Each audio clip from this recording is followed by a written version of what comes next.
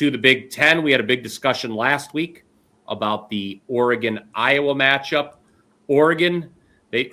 Iowa played their hearts out in that one. It just wasn't enough. They lose on a last-second field goal after laying it all on the line. That was it wound up being an ideal spot. The weather favored Iowa. Oregon had a couple receivers ruled out late, and now Iowa loses. Again, they thought they had them for a little bit.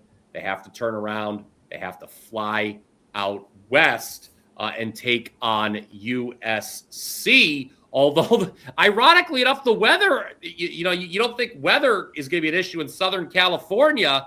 Apparently, there's going to be some rain in the forecast. So Iowa always bringing weather wherever they go.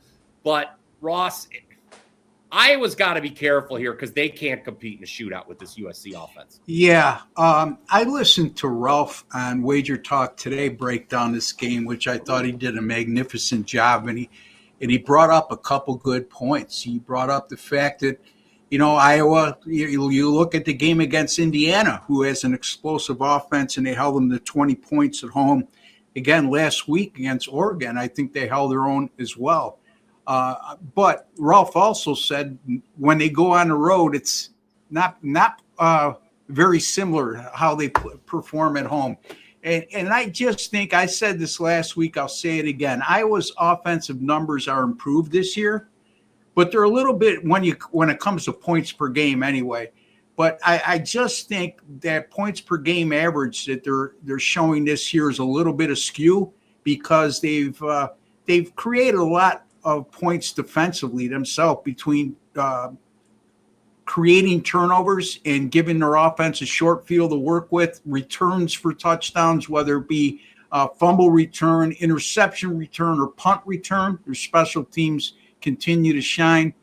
But here's the thing, Ralph also said that USC is very underrated defensively. We think of them as a very good offensive team, which they are. Now, they're not a great defense, but they're not horrible by the same stretch. And I think going on the road, and the other thing to keep in mind, Iowa lost a heartbreaker last week. Yes. On the last play of the game against Oregon. And now they have to go on the road and take on USC. Like you said, Brian, travel across 2 time zones. It's going to be raining, but big difference between rain and 30 degrees like it was last week in Iowa and rain in 75 to 80 degrees like it'll be in Southern California. So I have a lean toward USC in this game, latest 6.5 over Iowa. All right, Ralph. Ross referenced your excellent breakdown earlier this week on Wager Talk today. He also referenced the USC defense. Yeah, they held Northwestern to just 28 yards rushing and 3 points in the second half last week. So tell me about it. For those of you who may missed your breakdown on Wager Talk today, give it to us here again on the Blitz. USC. Really, it's home road dichotomies here. You look at Iowa, and hell yeah, the defense impressed me against Indiana. Hell yeah, the defense impressed me against Oregon. But we all know it's so much different having that elite defense with your fans where the players can't hear the play call and you get a few extra penalties jumping off sides. And those are the type of things that you lose. So, both of those great defensive performances against Iowa were at home.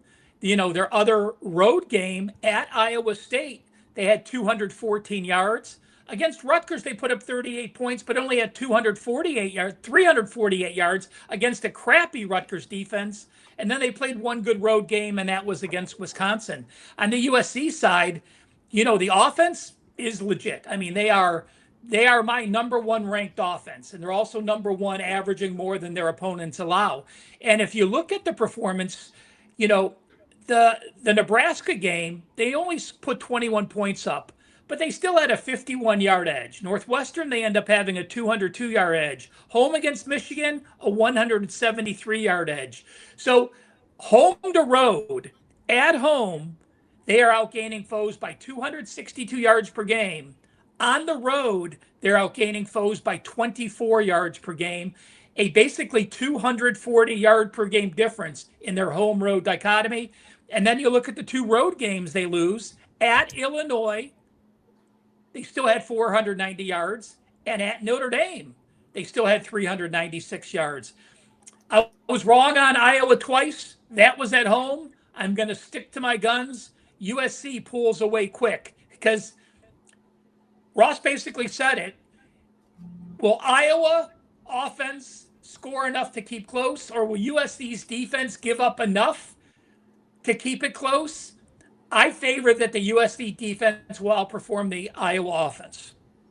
Okay, there you go. Yes, certainly, guys, since the Big Ten expanded, it's, consistently these teams struggle when having to cross 2 times. I was looking at Washington last week, losing to Wisconsin, that downtrodden program. I mean, that says it all here. Yes, there are exceptions to every rule, but it has been a struggle. And Iowa, it's a tough spot getting off the mat after the close loss to Oregon.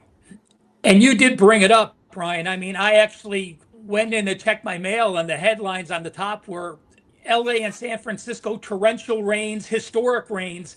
Saturday, it's like flash flood warnings, downpours, thunderstorms. The winds though are 15 miles an hour or less. If they get over 15 miles an hour, it will affect USC's offense. So if you are going to play the game, do make sure you stay tuned for the weather and get that late wind report to make sure it didn't shift by a few hours where it can clearly impact the Trojans' pass game. And the market will react to that, of course. Sometimes, though, Ross, it overreacts. We always see that in the end. Like, I always think of like these. It's not an apples to apples comparison, but I always think of whenever there's the threat of snow in an NFL game, you see that total come way down, and then the teams still find a way to fly. And it's this total is pretty much, if I remember correctly, and I'll look again, but if I remember correctly, it's pretty much held steady at 48, 49 in that area, if I'm not mistaken.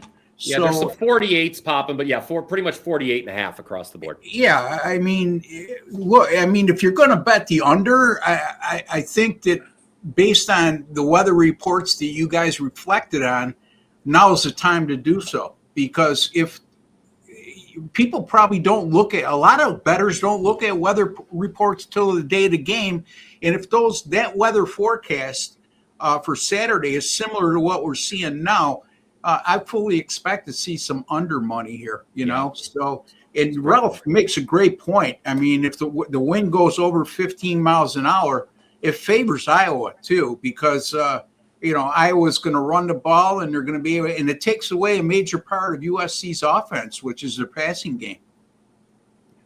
I don't know why this just popped in my mind here, but I'm seeing USC versus Iowa. I remember, it was a little bit more than 20 years ago now. And I remember Ralph might remember this a little bit, being an Ohio State fan. These teams, USC and Iowa, played in the Orange Bowl. That was the year that idiot, Skip Bayless, kept saying every week that Ohio State needed to pass up the opportunity to play in the championship game so 2-loss USC could be in instead against Miami. That was the year Ohio State beat Miami. I don't know if you remember that. It was on the radio. 2002.